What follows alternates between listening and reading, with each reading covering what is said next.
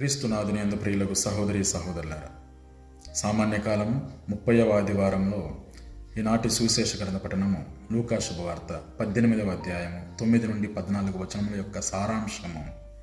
దీనిని యొక్క ప్రార్థన దేవుడు ఆలకించును. ఈనాటి సువిశేషంలో ప్రార్థన చేయుటకు ఇద్దరు వ్యక్తులు దేవాలయంకు వచ్చారు. ఒకడు పరిసయ్యుడు, మరి ఒకడు సుంకరి.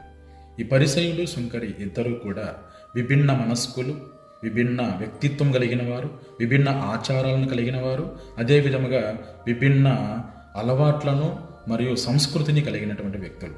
మరి ప్రార్థన ఏమిటి, ప్రార్థన ఎలా చేయాలి అనేటటువంటి విషయాన్ని మనం సుంకరి నుండి నేర్చుకోవచ్చు.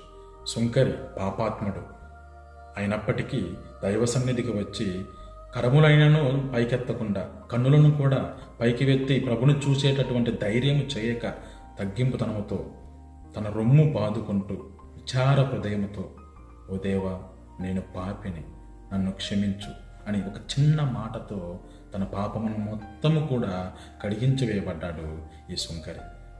ప్రభునికి కావలసినది తగ్గింపుతనం.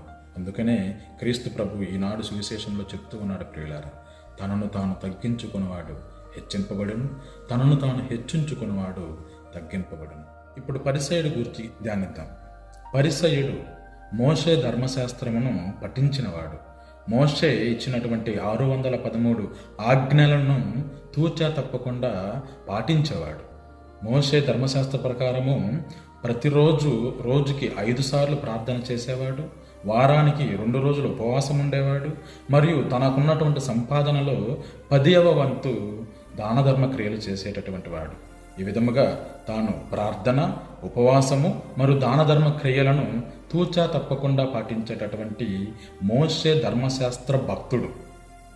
దేవాలయమునకు వచ్చేటటువంటి ప్రతి క్రైస్తవుడు గుర్తుంచుకునవలసినటువంటి విషయము, దేవాలయమునకు వచ్చినంత మాత్రాన అది ప్రార్థన చేయటం కాదు. దైవ సన్నిధిలో ఉన్నంత మాత్రాన అది ప్రార్థన చేయటం కాదు. దివ్య పూజాబలిలో పాల్గొన్నంత మాత్రాన అది ప్రార్థనతో సరి సమానం కాదు. దివ్య సంస్కారములలో పాల్గొంటున్నంత మాత్రాన ప్రార్థన చేస్తున్నట్లు కాదు, ప్రియులారా.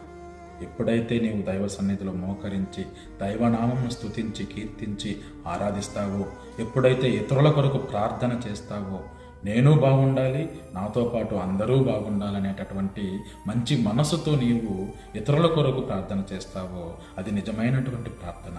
ఆ ప్రార్థన చేయటానికి నీవు దేవాలయంకు రావాలి.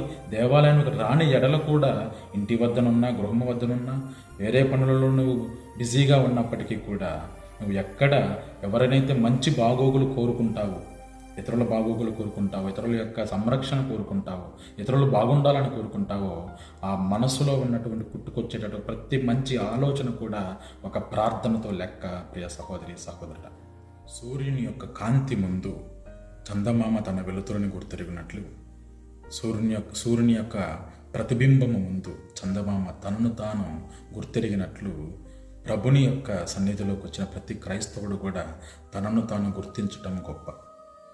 అదే ప్రార్థన యొక్క మొదటి లక్ష్యం కూడా.